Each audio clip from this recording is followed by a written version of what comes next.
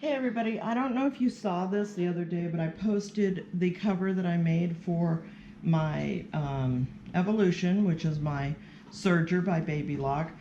I did some embroidery on the front, and then I did these blue bonnets all the way around the outside, or it would be the middle section that goes across the machine. And then on the back, I put a pocket so that the card, I love this about this machine, it comes with a card with all the different settings for the different ways that you set the machine up for, 7 thread, 8 thread, the wave stitch. So the card is really helpful, and it's nice to have it in the pocket. And I learned how to do this back in 1995 here that had Embroidery Club once a month. And Embroidery Club was basically a time where I think it was every third Thursday night or Saturday afternoon, we would go in and we would learn some new foot or some new product.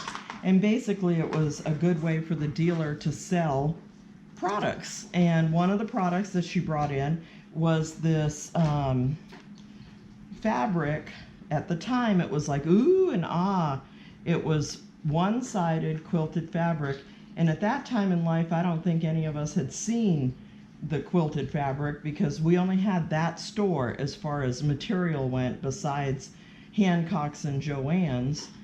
I think we had Hancock's and Joann's in 95, probably, but if we didn't, they came quite quickly after, but I think we did. But they didn't carry a lot of the high dollar fabrics. And so one of the embroidery clubs that I went to was how to make a sewing machine cover. And this is the cover that I made. And back then I had a Brother PE 100, and I could only do 4x4. So this was one hooping, another hooping, hooping, and hooping. Today I could do all this whole thing in one sitting. But that's why, it's two different pieces. And these were probably all built into the machine, or they were on the little embroidery cards that I have. I know that this is on an embroidery card. And it was good, to put your scissors or your fray check or whatever sitting on your machine. So this one, I have actually been using it since 1995. All I did was a rolled hem on the bottom, and you don't see any embroidery on the inside. This one I do because it's the double-sided quilted fabric that we have today. And I got a whole bolt of the blue. If they would have had purple, I would have bought purple. But I bought a whole bolt of the blue at Joann's. Pretty much inexpensive, because I think I had it was either 50% off that day, or I had a coupon for 50% off. Now this is the Serger cover, or sewing machine cover, that came with my Destiny, and it's pretty much made the exact same way. It's got the middle and the front and the back. And over here, the cover for my multi-needle machine, and if you look, it's made pretty much the same way. It's this one actually looks like it has a top, and they sewed it this way. This is a seam on the sides, so that it went like this, and then the seam. So it's almost the same thing. Your Dream Machine, your Luminaire, and your Destiny, and your my mind is Solaris. A friend of mine, Anita Nelson, she sells patterns that are very professionally done, and she's on Etsy, and it's Just Sew patterns. So if you want to spend, I think they're $18, under $20 on a pattern, then you'll have a pattern that you can use. I don't think I needed it for the Serger. If I wanted to, okay, so to cut the it's 4 pieces of fabric. You got a front, a back, a pocket, and then the middle section that goes over. On each of your measurements, you'll add an inch. If you're doing a 1/4 inch, that gives you a 1/2 inch worth of play in your fabric. Or if you're doing a 1/2 inch, that gives you no play. I usually do a 1/4 inch, so mine would be at least 1/2 inch bigger than I need. If you want more than that, add an inch, inch and a half. Okay, so you're going to measure the widest parts. I know that it goes all the way out to the end of this container part where the storage unit is. So that's 20 inches. So I know that it has to be 21 inches wide by, the tallest part is 15. So I'm going to say 16. 21 wide, 16 tall. That's times 2. I need a front panel and a back panel. Then you're going to need a pocket. So if the material at the end turns out to be 15 inches tall, how many inches in between the top do you want the pocket? I would probably say 12 inches. So you'd want to cut a piece for the pocket that's 12 by your width. Then you're going to need to know your centerpiece. So you're going to go from the table across the top and hold it up so that it's at the same height here as your tallest point, and then go down, and that is 45 inches.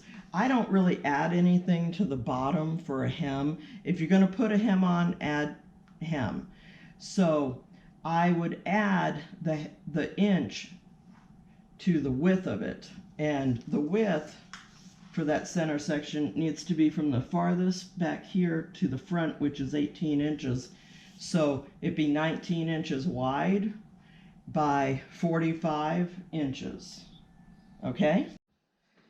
Okay, something else that I do before I get to this point is I will take my pattern pieces, especially the center piece, and I will drape it from the bottom all the way around the top and down to the bottom of that machine and make sure that it fits it. Once I know that it fits it, then I come here. I fold it in half and I put a pin where the center is. Then I take my front section, and you could get a bowl or something. I just take both sides and I fold them together. While I'm at it, I'll mark my center on the top. And then I take and round off the corners here a little bit. You don't really have to. I just find that it's a little bit easier. I just round them off like that. Then I decide which side of this is front. On this one it doesn't matter. On the other one I made with the blue bonnets, I wanted the blue bonnets to face the right way, so then I made sure that the stems of the blue bonnets faced me. But on this one it does not matter. So then I take the front and I lie them with right sides together, and I take the pins out and I go ahead and pin that right there in the middle. Then I just start pinning, and when I get to the curves, that's when I'll pick it up. And I will just work on it and work the curve into the fabric. And if it doesn't, if it's not perfect, it doesn't matter. The serger's going to take off some of that fabric. And I just keep, the most pins I use are right here on this little curve, and it's a very little curve. I'm already back to the straight section. Now, something that happens to me quite often is my fabric won't be exact at the bottom, which is fine because I've cut this middle section a little longer or shorter, or to the right length, and the front I've cut a little longer than I normally would. So I just go ahead and pin until I get to the bottom. Then I do the exact same thing to the other side. I pin at the top, and then just start rounding my corner. And on the part with the pocket, I usually have the pocket separate, but I had an extra piece of fabric that I wanted to use up and not cut into any more of the fabric. I think this stuff was like $15 a yard or something, and if I got it half price, then fine. But if I didn't, especially, I don't want to waste any of the fabric. So what I did was went ahead and used a smaller piece of fabric that was more than big enough for the pocket, and I just sewed it onto the piece that's going to be the back. I'll show you that. I just sewed it right on, and this is the top. So now I have to be careful how I put this one on. I got to make sure that I have the top up when I put it on. And normally I would have this piece of fabric and I would have another piece of fabric the same exact size, only it would not be as tall, it would be as wide. And I would have it laying across at the area I want it, and I would either use the wave stitch across the top of the pocket. I would either do that, turn it under and sew it down, or do a binding of some sorts across the front. But this one, I just went ahead and sewed it on. So I did a decorative stitch. Then I will take it, and here's the back, middle section. And I will take what is supposed to be the top, which is, this is the top, fold it in half, find your center, mark it, take it, and this might help you even if you're using a pattern, who knows. But I know that Nancy's got a lot of them. Oh, I forgot to round my corners. I will round my corners. Let me do that. You don't really have to. I don't think I did on the first one that I made. Let me undo that.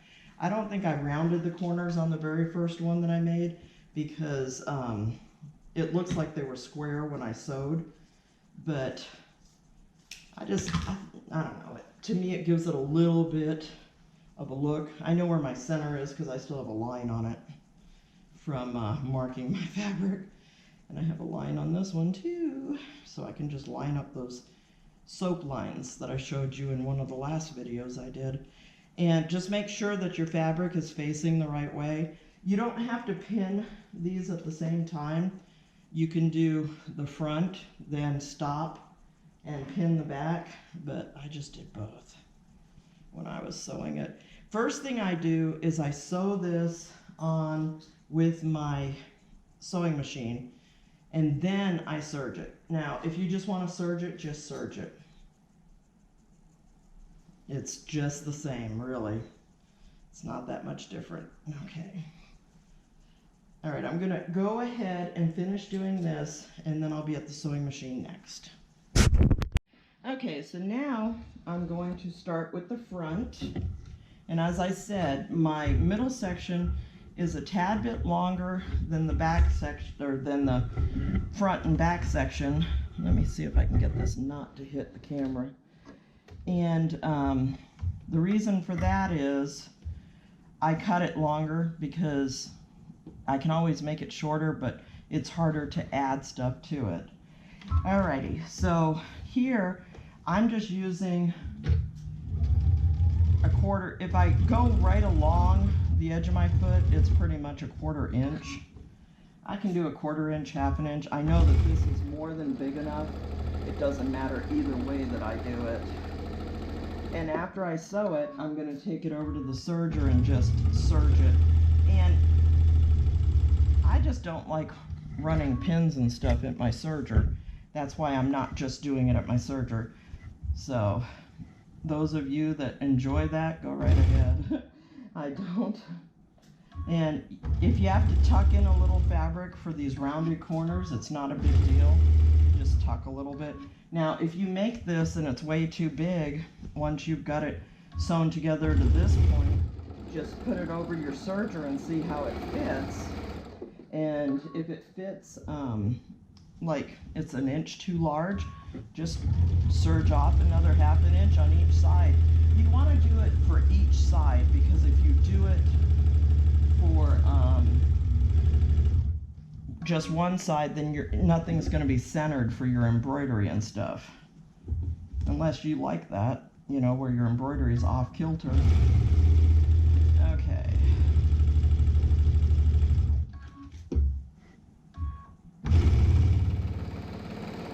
I get tired of getting poked. I wasn't thinking of which way these were going to go in my machine, so they're upside down.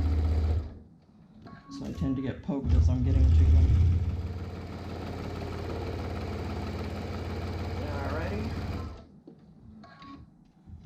Come on.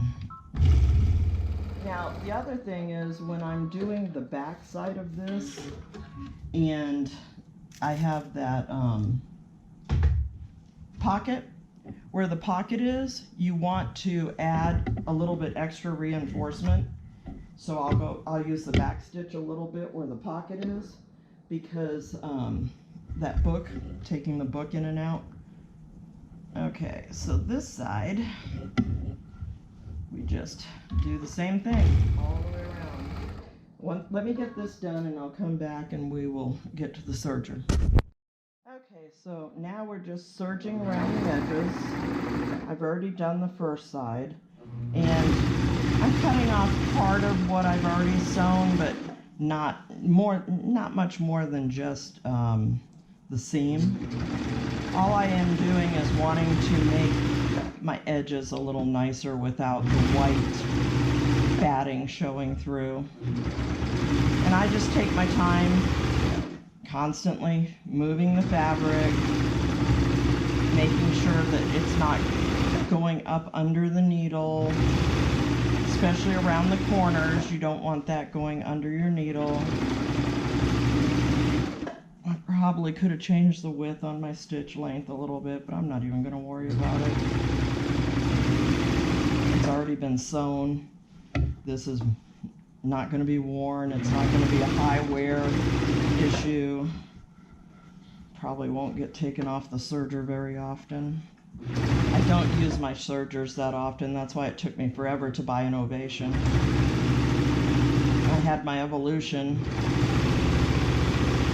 I bought it right when the Ovation came out because I got it at a price that was such a steal it wasn't funny. And then I decided to go ahead and buy the Ovation when the Triumph came out. So now if I get a Triumph, it'll probably be about the time that the new machine comes out. Hold on a sec and I'll be right back. I need to go straighten up my bottom of this and then we'll serge it. Okay, so if the ends of your material at the bottom were not perfectly the same size, then just even it out either with a rotary cutter or your scissors. And you could do the wave stitch, or you can do what I'm doing now. I'm just going to serge the end. It's not that important to me to have it decorative.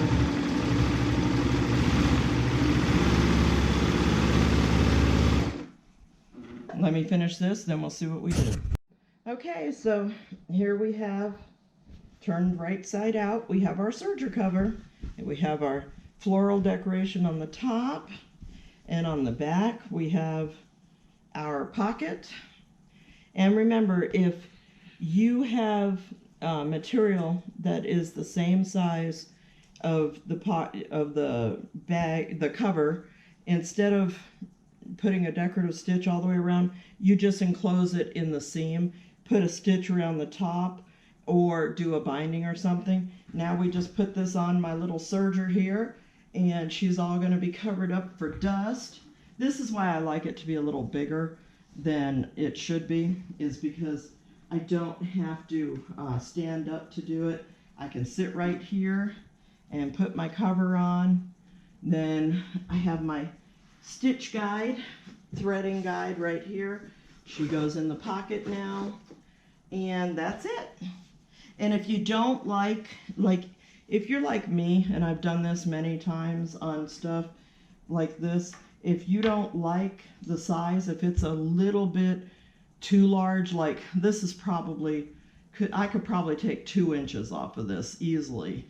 I could just go in, I have one of those surgical seam rippers, rip out the stitching and redo it and make it a little smaller, but I'm not going to do that because one thing I tell you all the time, I'm not a perfectionist, and if you want perfection, don't come to my house, because I am a perfectionist about certain things, but stuff like this does not bother me whatsoever.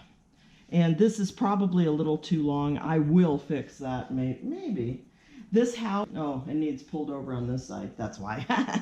This house, Texas, that I live in is a desert, and it is the worst on dust.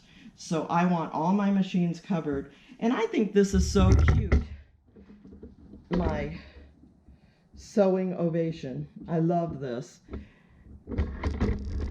I think this is so cute. I love my sewing ovation cover. And like I said, if anything, if it looks a little too big to you, which I think this one, I could make it a little smaller, but I'm not gonna. I think I made the Evolutions a lot better, but this is a bigger machine. Something else I wanted to tell you, save all your little scraps of this stuff, and I use them to do my samples. When I'm doing quilts and stuff that would be the same thickness, I will just serge right over them and see how it looks. Or if I need it to be the thickness of a certain quilt, and if I fold it in half, it's the same, then I'll use it. So I have a whole bunch of these little pieces like this sitting in a basket behind my serger. So I have test material. I save all kinds of material to use as test material. All weights, t-shirt material, blanket material, this kind of material, everything. We'll see you later.